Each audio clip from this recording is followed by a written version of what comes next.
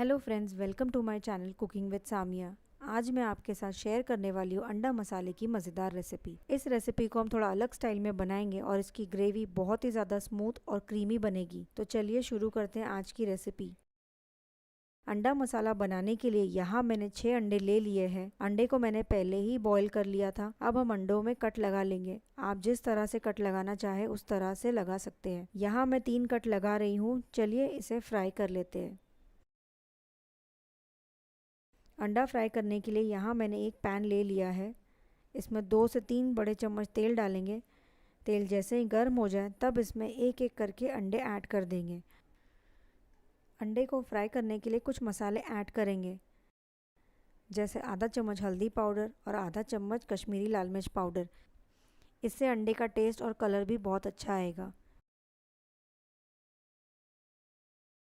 इसे उलट पलट कर चारों तरफ से अच्छे से फ्राई करेंगे जब तक कि अंडे का कलर थोड़ा चेंज हो जाए और मसाले की कोटिंग भी अच्छे से अंडों पर आ जाए। ये देखिए अंडे अच्छे से फ्राई हो चुके हैं। इसे हम एक प्लेट में निकाल लेंगे। इसे साइड में रख देंगे। इसे बाद में यूज करेंगे। सेम पैन में जिसमें हमने अंडे फ्राई किए थे उसी ऑयल में 2 मीडियम साइज प्याज को रफली चॉप करके ऐड करेंगे। प्याज को मैंने ज्यादा बारीक नहीं काटा है क्योंकि बाद में हमें इसे पीसना है। प्याज को हमें ज़्यादा नहीं पकाना है, बस प्याज की मिठास निकल जाए उतना ही कुक करेंगे।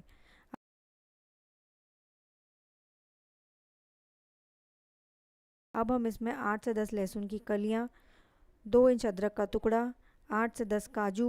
काजू ऑप्शनल है, आप चाहे तो स्किप भी कर सकते हैं। साथ ही इसमें थोड़ा हरी धनिया की डंठल ऐड करेंगे। बस रफली हाथ से तोड़कर ऐड करेंगे। इससे ग्रेवी का टेस्ट और भी बढ़ जाएगा। हल्का सा मिक्स कर लेंगे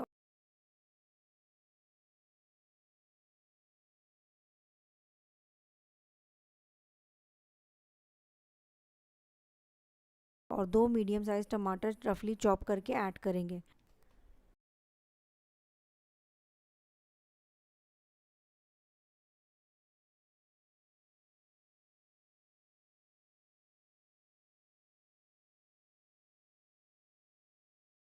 टमाटर ऐड किया है तो साथ ही इसमें ऐड करेंगे नमक। नमक आप अपने स्वाद अनुसार डालें।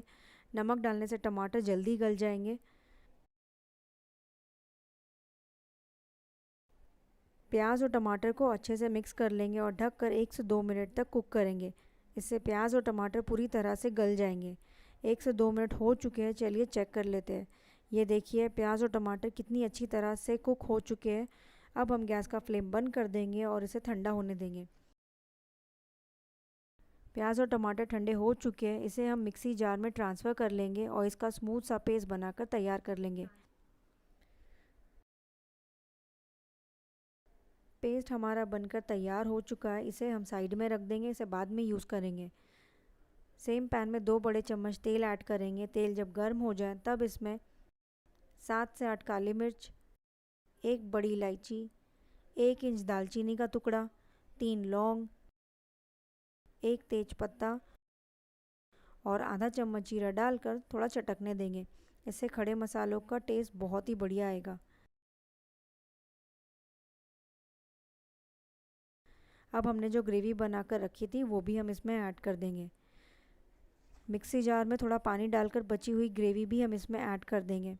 इस रेसिपी को बनाने में ज़्यादा देर नहीं लगती है, बहुत ही जल्दी बनकर तैयार हो जाती है। और ये 1 पॉट अंडा मसाला ग्रेवी है। इसे बनाने में ढेर सारे बर्तन भी नहीं लगते। हमने इसे एक पैन में ही बनाया है। अब हम इसमें पाउडर मसाले ऐड करेंगे। आधा चम्मच लाल मिर्च पाउडर, आधा चम्मच कश्मीरी लाल मिर्च पाउडर, 1 चम्मच धनिया पाउडर, आधा छोटा चम्मच हल्दी पाउडर। सारे पाउडर मसालों को ग्रेवी में अच्छे से मिक्स कर लेंगे और थोड़ा भुनेंगे।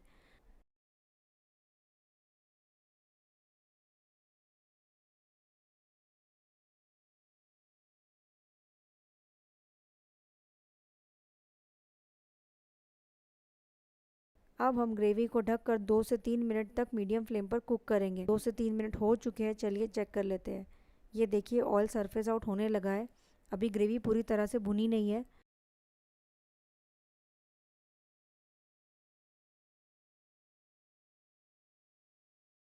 इस स्टेज पर हम फ्राई किए हुए अंडे ऐड कर देंगे। बहुत ही सिल्की और स्मूथ ग्रेवी बनी है।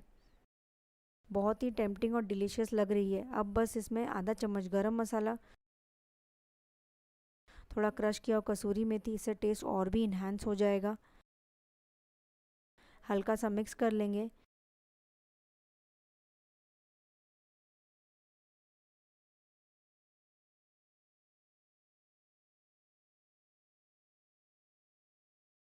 यहाँ मैं आधा ग्लास पानी ऐड कर रही हूँ। आप अपने हिसाब से पानी कम या ज़्यादा भी ऐड कर सकते हैं।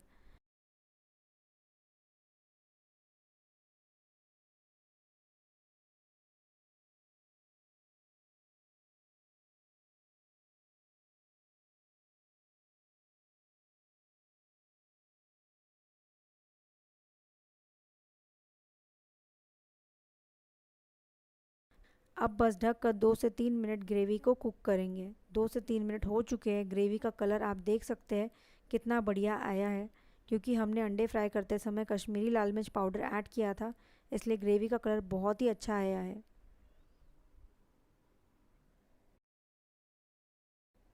थोड़ा सा फ्रेश हरा धनिया डालकर मिक्स कर लेंगे। रेस्टोरेंट स्टाइल अंडा मसाला तैयार है। बहुत ही सिल्की और स्मूथ ग्रेवी बनी है। जैसे मैंने आपको बताया था, ये 1 पॉट मील है। इस अंडा मसाले की रेसिपी को हमने एक ही बर्तन में बनाकर तैयार कर लिया है। ये देखिए, है ना लाजवाब रेसिपी। इसे एक बार बनाकर ज़रूर ट्राई करें, घर में सभी को बहुत पसंद आएगी। चलिए इसे सर्व कर लेते हैं। इसे सर्व करें रोटी, पराठा, नान या चावल के साथ।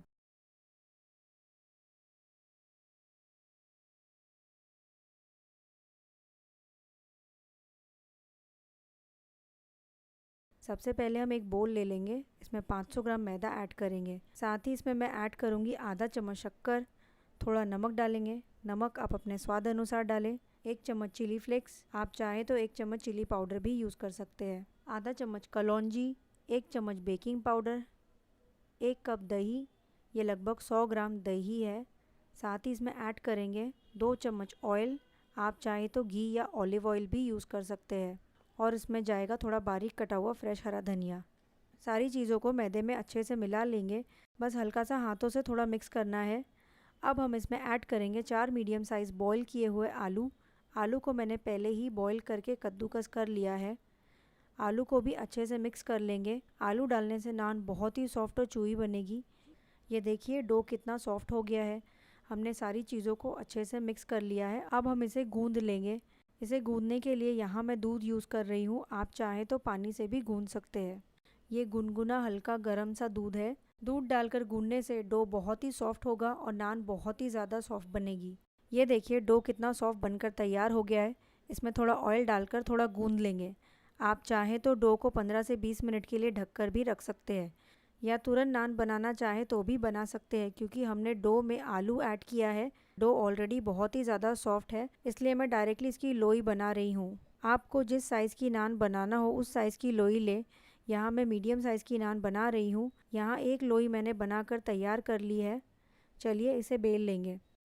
यहाँ हम थोड़ा सूखा आटा डस्ट करेंगे और लोई को हाथों से थोड़ा फैला लेंगे और अब नान को बेलेंगे।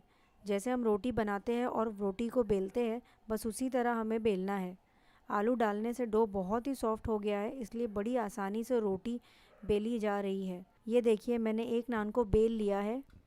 यहाँ मैं आपको एक और नान बेल कर दिखाती हूँ। नान को हमें ना ज़्यादा पतला बेलना है और ना ही ज़्यादा मोटा बेलना है। ये देखिए इतनी थिकनेस होनी चाहिए। नान बेलकर हमारी रेडी हो चुकी है। चलिए इसे तवे पर सेक लेते हैं। तवा मैंने पहले ही गरम करने रख दिया था। नान को हम तवे पर डाल देंगे। जैसे हम रोटी सेकते हैं तवे पर, बस उसी तरह हमें नान को भी सेकना है। इस नान को बनाने के लिए आपको पहले से नान को बेल कर रखने की ज़रूरत नहीं है। जैसे रोटी बनाते हैं वैसे ही नान को बेलते जाएं और सेकते जाएं। मिनटों में आप ढेर सारी नान बनाकर तैयार कर सकते हैं। ये देखिए नान हमारी अच्छे से फूल रही है। इसे दोनों तरफ से उलट पलट के अच्छे से सेके। आप देख सकते हैं नान कितनी अच्छे से फूल रही है। इस तरह से हम सारी नान को बना लेंगे। यहाँ मैंने बटर को पहले ही मेल्ट कर लिया है। अब इसमें थोड़ा बारीक कटा हुआ गार्लिक ऐड करेंगे। आप चाहें तो गार्लिक क्रश करके भी डाल सकते हैं। गार्लिक डालने से नान का टेस्ट और भी बढ़ जाएगा। साथ ही इसमें थोड़ा बारीक कटा हुआ फ्रेश हरा धनिया डालेंगे और मिक्स कर लेंगे। बटर का मिक्सचर हमारा रेडी हो चुका है। नान कितनी सॉफ्ट बनकर तैयार हो गई है। अगर आप गैस के लिए बना रहे हैं तो आप इसे पहले से बना कर रख सकते हैं। ये बिल्कुल भी कड़क नहीं होगी, घंटों तक इसी तरह सॉफ्ट रहेगी। चलिए नान को ग्रीस कर लेते हैं। यहाँ मैंने एक नान ले ली है। इसमें हम थोड़ा बटर लगा लेंगे। आप चाहें तो बटर की जगह देसी घी भी यूज़ कर सकते हैं। इसे आप किसी भी ग्रेवी के साथ खाएं, ये बहुत ही अच्छी लगती है।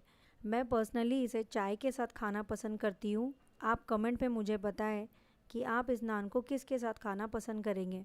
चलिए मैं आपको तोड़कर दिखाती हूँ कि नान कितनी सॉफ्ट और फ्लफी बनी है और अंदर से भी एकदम सॉफ्ट ब्रेड जैसी बनी है। रेसिपी पसंद आए तो वीडियो को लाइक करें, शेयर करें और मेरे चैनल को सब्सक्राइब करें और बेल आइकन को दबाना ना भूलें ताकि आपको मेरे आने वाली वीडियो की नोटिफिकेशन मिलती रहे।